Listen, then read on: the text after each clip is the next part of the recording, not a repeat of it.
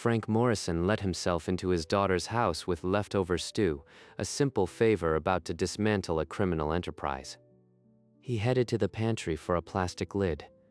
Maria always kept them on the top shelf. As his fingers brushed a bag of flour, something rigid and out of place met his knuckles.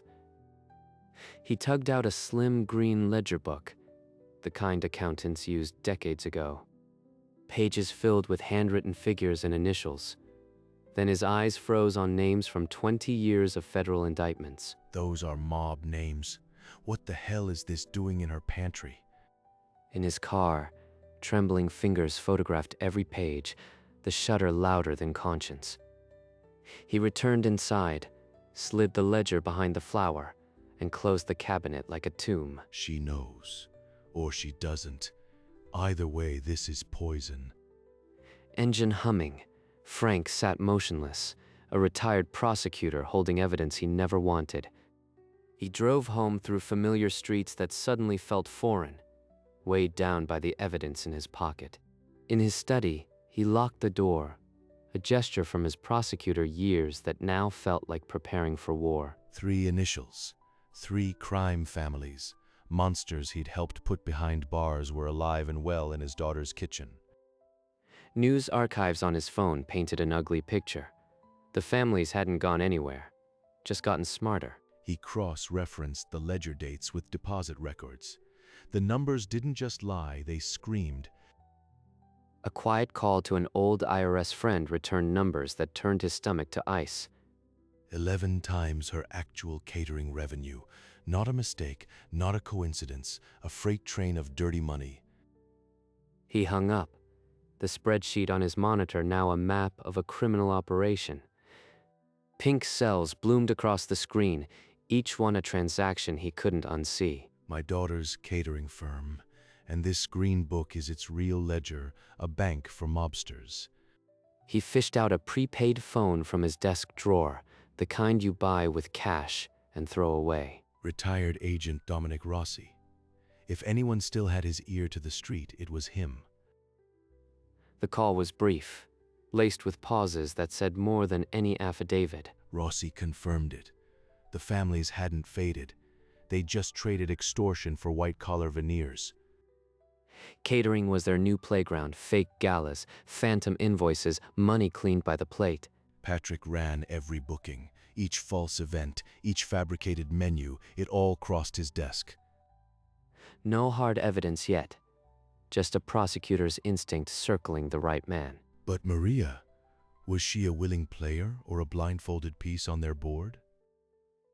He ended the call, the burner phone now a hot brick in his palm. I won't get answers from a retired agent. I need to go back to that house. His sedan pulled up to Maria's curb, a clean Tupperware container riding shotgun, a prop for a performance he never rehearsed. Maria opened the door with genuine warmth, wrapping him in a hug that almost made him forget why he came. Just returning the dish, sweetheart, and maybe a quick coffee. Patrick stepped into the room, drying his hands on a kitchen towel, smile polite, but eyes calculating. I saw online you handled the DeBello wedding. Old family, they're practically royalty in certain circles. Maria's hand froze halfway to her mug, the blood draining from her cheeks like water from a cracked glass. Small affair, private. They were very good to us though, right, honey? Frank set down his cup, the address of a man who'd just found his answer. Maria's eyes begged him not to ask more. At the curb, he turned. Upstairs, Maria stood motionless behind the window, one hand pressed against the glass. She knows. God help me. My little girl knows. He barely slept. Every time he closed his eyes, the image of Maria's hand frozen midair replayed in the dark. Instinct isn't evidence. If I'm going to act, I need something airtight, something even a jury couldn't ignore. Within the hour, he reached out to a forensic accountant who owed him from the old days. No questions, just a quiet, "I'll have it by Friday." Friday came with a thick manila envelope left on his porch. Inside, spreadsheets, reconstructed revenue streams, and finally, photocopies of invoices. The catering firm's deposits were over 11 times her real income. This wasn't a side hustle, it was a laundry machine with a bow on it. Event after event, galas, corporate retreats, anniversary parties, all documented, all paid, none ever held. And in the margins of each fake invoice, small, precise handwriting that made his world tilt. Maria's script, the same tight G's and looping W's I'd seen on every birthday card since she was 7. The report lay across his dining table like a body. He couldn't unsee it, couldn't unlearn it. This isn't just knowledge anymore, it's evidence, and evidence demands a choice. Monday morning, Frank sat in a rented sedan 3 doors down, a long lens resting on the passenger seat. Patrick emerged in a crisp suit, slid into his black BMW, and pulled away without a backward glance. Frank followed at a distance, old instincts flaring, stayed 2 cars back, never stare too long. The BMW stopped at a downtown restaurant, and Patrick shook hands with a man Frank recognized from old FBI bulletins. Through the lens, Frank captured the handshake, the shoulder clasp, the easy laughter of conspirators. His daughter's husband, embracing a capo like a brother. The shutter clicked through gritted teeth. Maria wasn't there. A sliver of hope, fragile as glass, cut through the rage. Maybe she's trapped. Maybe she's terrified. Maybe there's something still worth saving in this wreckage. The meeting ended. The mobster's sedan vanished into afternoon traffic, leaving Patrick alone, straightening his tie. Somewhere behind the lens, the lines between father and prosecutor blurred into a single unspoken question. That evening, Frank dialed a number he'd memorized years ago. The call connected to a glass office building downtown. David Chen. Solid. Discreet. If anyone could answer the question without asking too many, it was him. Frank, it's been a while. You sound like you're calling about something heavy. Hypothetical. A cooperating witness in a mob laundering case. Full immunity, no charges. Possible? Frank, you're retired. What aren't you telling me? Just the hypothetical. Valuable testimony, full cooperation. Can the U.S. Attorney's Office still make it happen? If the cooperation is real and the testimony is key, yes. Full immunity is still the gold standard for flipping a witness. A path, narrow as a razor's edge, but there. Now he had to convince her to walk it. He hung up, the badge on his desk catching the lamplight, a relic of a career built on putting people like this behind bars. Now came the impossible part, getting his daughter to choose freedom over fear. In the heavy silence of his study, Frank pulled out a leather-bound photo album, its spine cracked with age. The book fell open to a picture of Maria at 7, grinning with a gap-toothed smile, clutching a caterpillar. Eleanor always said family was the only law that mattered. I never understood how hard that would be. He traced the edge of a snapshot of his late wife, Eleanor, holding Maria on her first day of school, both wearing matching braids. What would you do, El? Look at what our daughter's tangled in. Turn her in. Let her drown. The photo offered no answer, just the frozen smile of a woman who had trusted him to protect their child. He had prosecuted men who thought they could protect their families with silence. He would not become one of them. But a door. He could leave her a door narrow, terrifying, but a way out of the dark. His fingers found his phone. Thumb hovered over Maria's name, then typed, "Need to talk? Coffee tomorrow?" He pressed send. The phone clattered onto the desk like a gavel. Maria arrived early, her coffee growing cold, her eyes fixed on the door like a defendant waiting for a verdict. Frank walked in without his usual warmth, sat heavily, and slid a printed photograph of the green ledger across the wooden table. Her hand stopped an inch away, just as it had in her living room, the blood draining from her face. 3 names. Di Bello, Castellano, Ferretti. I know what they are. I know what your catering company has been washing for them. Dad, please, Let me explain. Explain? Explain how your handwriting is in the margins of invoices for weddings that never happened. Explain how deposits are 11 times your real revenue. I have the forensic report, Maria. I've seen everything. The denial died in her throat. She looked at the photograph, then at her father, and something inside her shattered. Patrick said it was the only way to keep us safe. He said the DeBellos would kill you if I didn't cooperate. I didn't want to, I swear. But every month I wrote those invoices because I was more afraid of them than of the police. Frank's hand, flat on the table, shook. But his voice remained steady, the prosecutor's mask holding firm. Please don't send me to prison, Dad. I'll do anything. Just please don't. Frank's gaze didn't waver as he reached into his jacket and placed his retirement badge on the table beside the photo. You're not going to prison, Maria. Not if you listen to me. I was a federal prosecutor for 32 years. I know how to build a case, and I know how to dismantle one. A prosecutor? You retired from corporate compliance. I never knew. I kept it quiet, but I still have weight. Yesterday I spoke with an old colleague at the U.S. Attorney's Office. If you cooperate, fully, honestly, they will give you immunity. You walk away clean. The word immunity landed between them like a lifeboat in a hurricane. Maria's tears froze, her breath catching. Immunity? But that means I'd have to testify against Patrick. Against the DeBellos. Dad, they'll kill me. They'll kill us both. They won't touch you. The FBI will protect you, but you have to trust me now more than you've ever trusted anyone. Can you do that? I'm scared. But I can't keep living like this. Yes, I'll do it. Frank exhaled a breath he felt like he'd been holding since he opened that pantry cabinet. He rose and pulled her into a fierce embrace across the table. We'll do this together, one step at a time. I'm not losing you to this. The next morning, Frank drove to the federal building, a manila envelope thick with photographs and forensic reports riding on the passenger seat. Inside David Chen's office, Frank laid the evidence on the mahogany desk.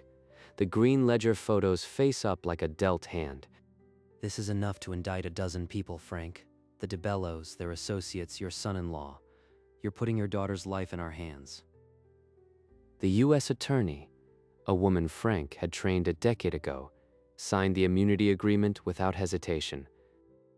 Full immunity upon successful cooperation.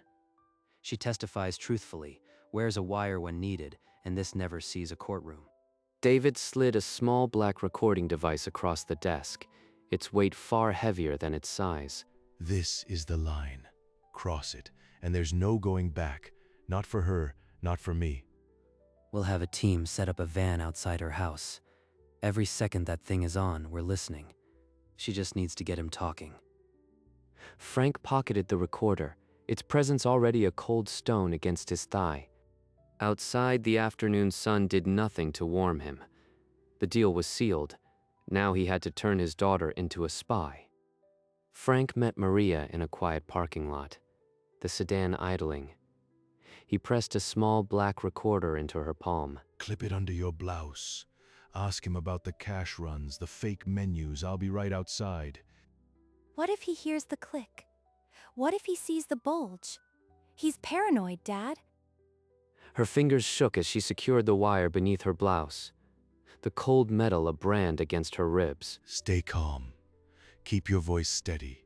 One wrong word and I'm coming through that door. She whispered a test phrase, and his earpiece crackled. Loud and clear. Now take a breath. If you feel unsafe, say the word headache. We pull the plug. Promise me. I promise. I love you, Dad. He held her for a long moment, then watched her walk toward the house, shoulders set. 3 minutes later, Frank was in the surveillance van. The red light glowed. Maria's microphone went live. At the dinner table, Maria's hands lay still while her heart hammered, the wire a cold secret beneath her blouse. That DeBello gala next month. I need to finalize the menu. Should I handle it, or will you talk to Mr. DeBello directly? I'll handle DeBello, he trusts me. You just make the invoices look good. The usual rate? He mentioned something about a cash shipment last time. Same as always. The cash gets dropped at the warehouse. We run it through the books. Don't worry about it. I saw the news. They're cracking down on money laundering. Does Mr. DeBello ever worry? DeBello, the man's a ghost. They'd have to flip half the city before they touch him. Now, pass the bread. In the van, Frank's finger hovered over the stop button. The name DeBello now captured in digital amber. Maria's hands began to tremble. She set down her fork. "Excuse me. Headache." She locked the bathroom door, pressed her palm against her mouth, and let the silent sobs come. Over the next week, Maria wore the wire like a second skin. Each dinner yielded another fragment, a name, a sum, a date. You've been off for days, Jumpy, looking over your shoulder. What's going on? Nothing. I've just been tired. That's all. Tired or hiding something? You check your phone all the time now. Never used to do that. Stay calm. Tell him you're worried about me. It's my dad. He's been having heart issues. I didn't want to worry you. Your father? He seemed fine when he dropped off the stew. You've never mentioned heart trouble. He hides it. You know how he is. It's just hard to see him getting older. I've been scared. Good. Keep it together. He's buying it. Patrick nodded slowly, but as he rose, his hand brushed her back, inches from the wire. She didn't flinch. He went to bed. Frank's voice whispered, "Stay calm. I'm still here." In the van the next morning, Frank's voice came through her earpiece, quiet but urgent. "We need names and dates, Maria. The next big corporate gala Patrick is handling. Their list of associates. Can you get it?" Maria nodded at her reflection, pale and hollow-eyed, then slipped out of the bathroom. Patrick, the gala for Bancorp. I need the associate list for seating charts. Can I copy it? Why now?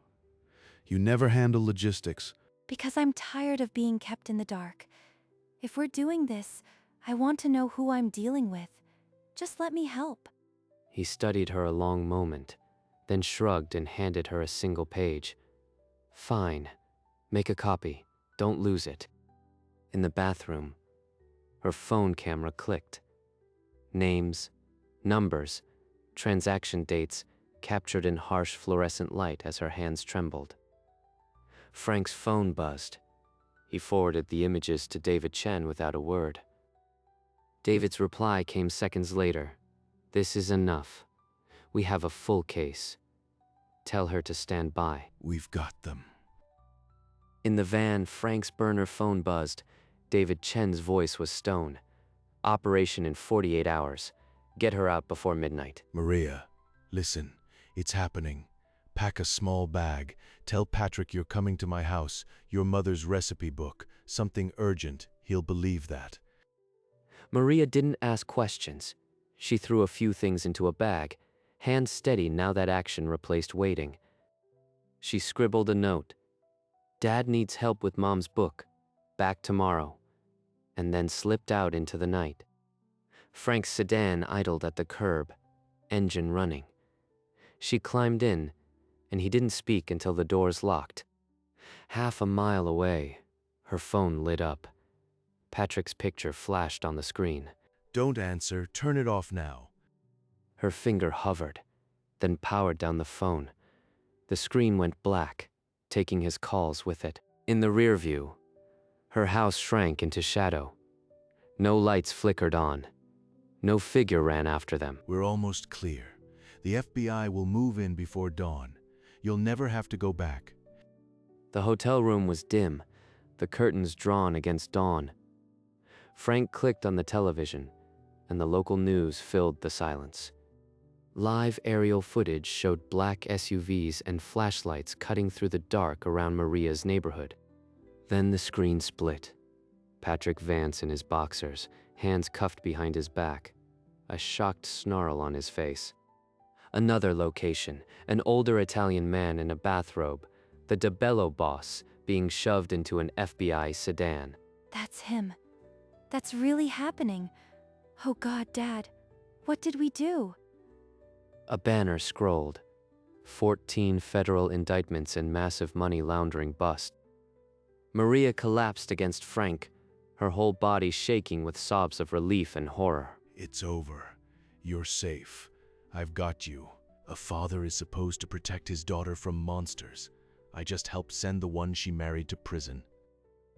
In the cold hotel light, the weight of what they had done settled over them, father and daughter, now bound by a secret that could never be spoken. The weeks that followed blurred into debriefings and safe houses. Maria testified, her voice flat, and the FBI kept its word. She would walk free. When Frank visited, she was in a small rented apartment, surrounded by empty boxes. She looked older, but there was steel in her eyes. Why did you do all this for me, Dad?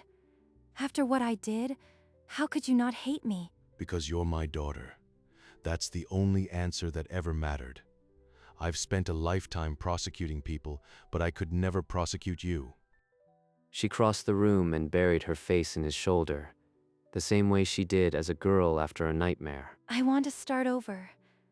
A new catering company, small and clean. Nothing like before.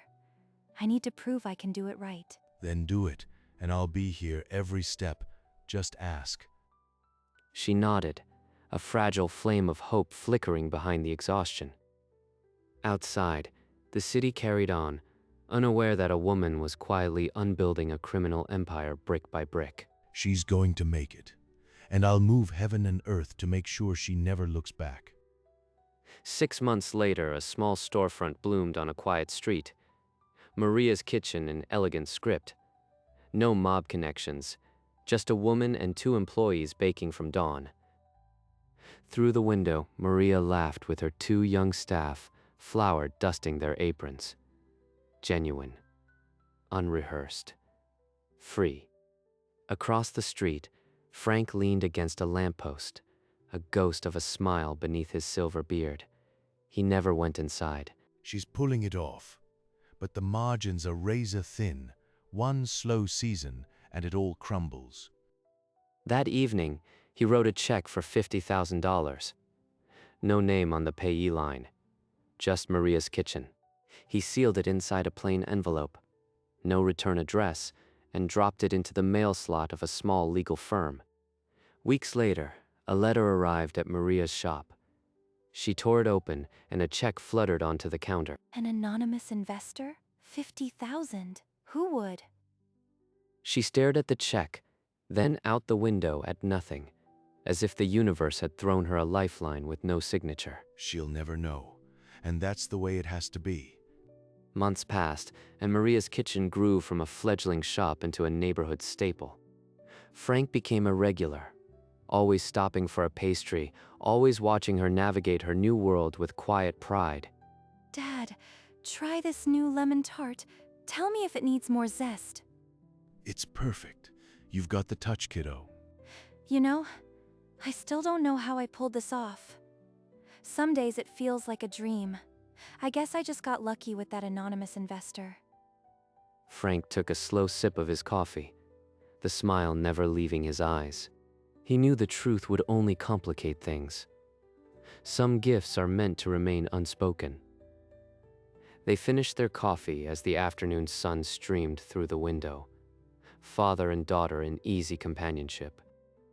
Before leaving, she hugged him, leaving a smudge of flour on his wine-red sweater, a mark he never minded. This is all I ever wanted. A second chance for her, and a front row seat. 2 years later, Maria's Kitchen employed 6 people, the scent of fresh bread spilling onto the sidewalk. Frank, now 74, walked by and paused at the window. Maria was laughing with her team, flour on her apron. He didn't go in. He just stood there, a silent guardian, a quiet smile settling into the lines of his face. He drove home through the tree-lined streets, a profound sense of peace settling in his chest. In his study, he opened a drawer and placed a new framed photograph beside the old one. The new photo showed Maria and her staff, bright-eyed and aproned, under the sign of her shop. Next to it, the green ledger photos, dog-eared, never deleted, a reminder of how close they came to losing everything. He touched the edge of a snapshot of Eleanor, her smile frozen in time, and then closed the drawer. The wine-red sweater hung on the coat rack by the door, the silver-faced watch on the nightstand, and the green ledger, faded but intact, rested in a small safe, never to be seen by the world, but never forgotten. The Tupperware container sat clean on a pantry shelf, unremarkable, the kind of object no one looks twice at. And in the home of a quiet man, a wine-red sweater hung by the door, the uniform of a father who rebuilt a life. But in a small safe, there was a green ledger, its pages yellowed, its ink faded, but its weight unchanged. Those pages held names that once threatened to swallow everything. Now they were just history. Silent witnesses. Frank never deleted the photos. He didn't look at them, but he knew they were there, like a scar that doesn't ache. Some truths are too heavy to release into the world. Some mercy is measured by what we never say. He had asked himself once, what would a father do for his child? The answer was folded into every lie, every payment, every smile. Maria never asked where the seed money came from, and he never told her. That silence was its own kind of grace. The green ledger rested in the dark, in a locked box, in a quiet study. Not forgotten, just at peace. And the light across the floor faded.